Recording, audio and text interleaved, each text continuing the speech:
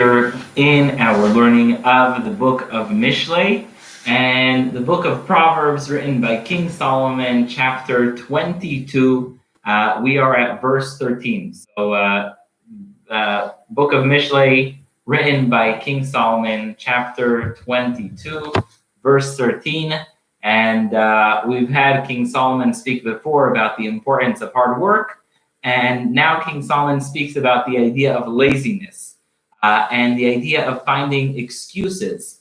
So King Solomon says, it's a very strange thing to say. The lazy person says there's a lion outside.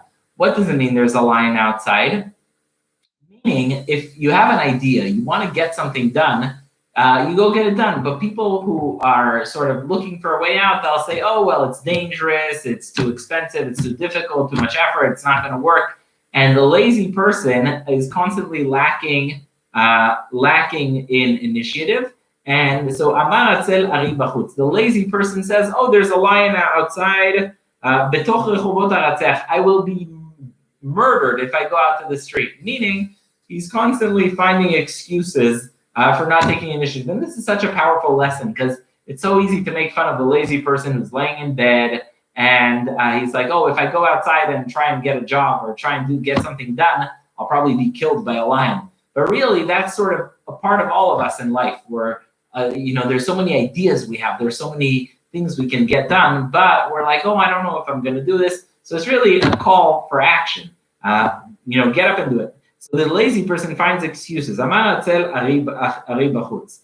going to go study Torah? How am I going to go do good deeds? There's a lion outside. If I go outside, I'll die. Verse 14,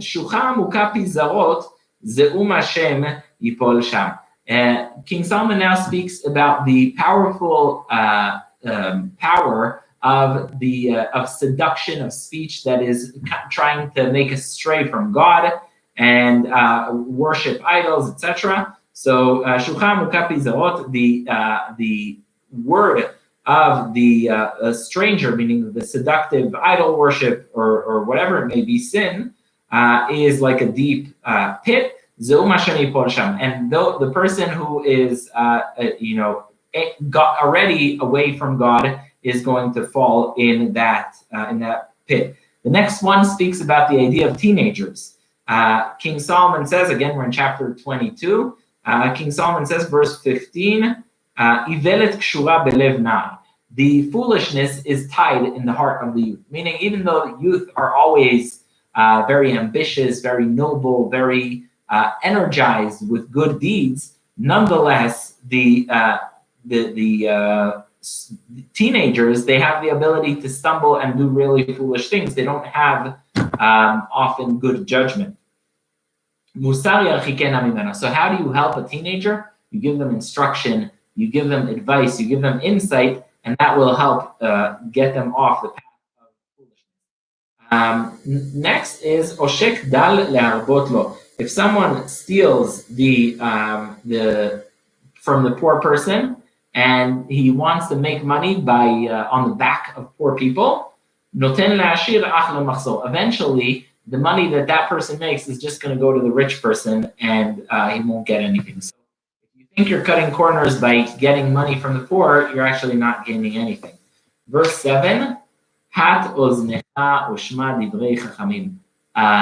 Put your ear out and listen to the words of the chachamim, of the wise people, velibcha tashit ledati, and your heart you should attend to what I have to say.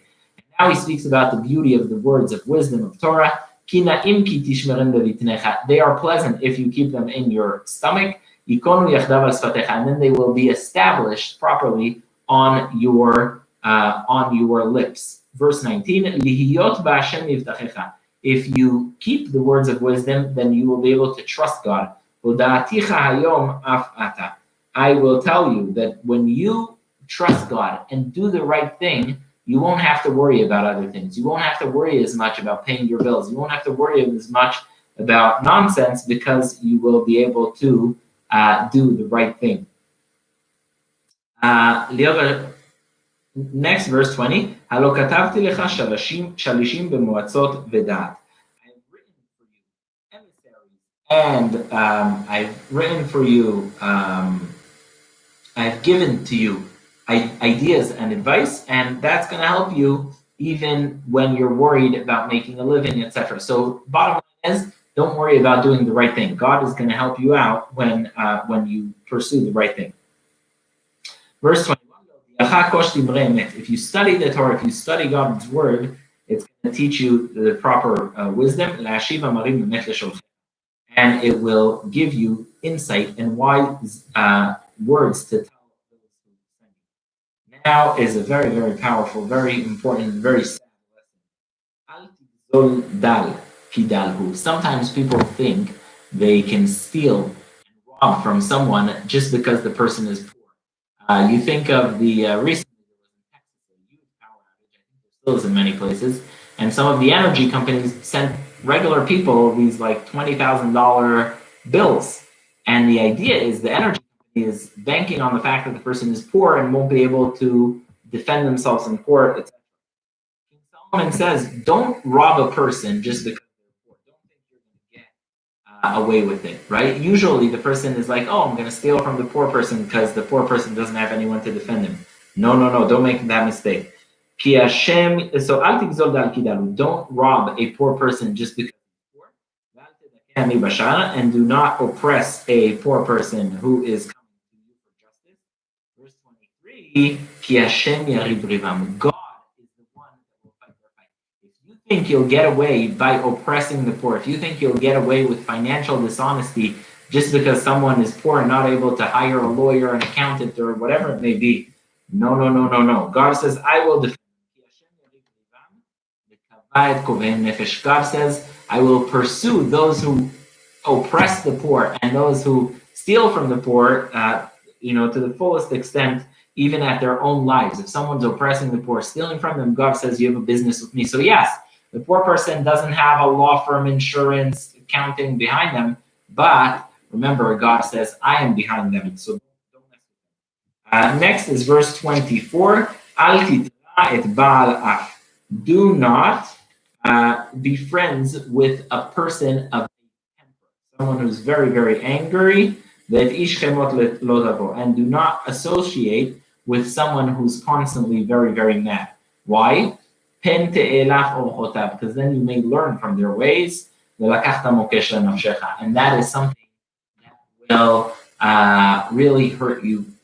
So don't take that direction. The following is a warning that Solomon made several times.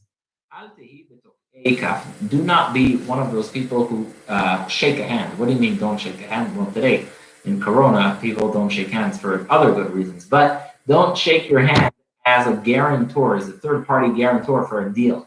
If someone's borrowing money from the other person, don't rush to say, "Oh, I'll guarantee this loan," because then you are going to be the one who ends up paying. Don't rush to give a guarantee for a loan, because then you are going to be instead of that person. And verse 27, and if you have no money, guess what's going to happen? If you guaranteed, if you signed, if you shook your hand as a guarantor, and then there's no money, neither from the person who borrowed or from you, he will take your mattress, meaning it's a way to say he'll take everything you belong. So don't rush to be a guarantor for someone else or to get into financial obligations that you cannot meet. Verse 28, do not undo the borders that have been established from time immemorial. And talking about certain customs, certain things are rooted in tradition. Don't be the one to break tradition. You think you know better and you're smarter, etc. That's fine. But sometimes when you break a tradition, certain traditions broken, you have no idea what's going to happen afterwards. Do not undo the generations of yours, the borders they made. Verse 29 is one of my favorite ones. If you see someone who's speedy at their work, they do their work quickly, then that person is going to eventually stand before royals. If you see someone who's hardworking, who's quick at their work, That person will eventually stand before kings and serve in royal courts. He will not stand in places of darkness. Rather, that person is going to dominate and be able to even serve the royal court. So it's a very strong testimony to people who can work hard, work fast, and work efficiently, which circles to how we started the class in terms of speaking about the importance of hard work. I really very much appreciate you and everyone that's listening. And comments, questions are always welcome. Feedback is always welcome. Wishing everyone a very good rest of the day. להתראות.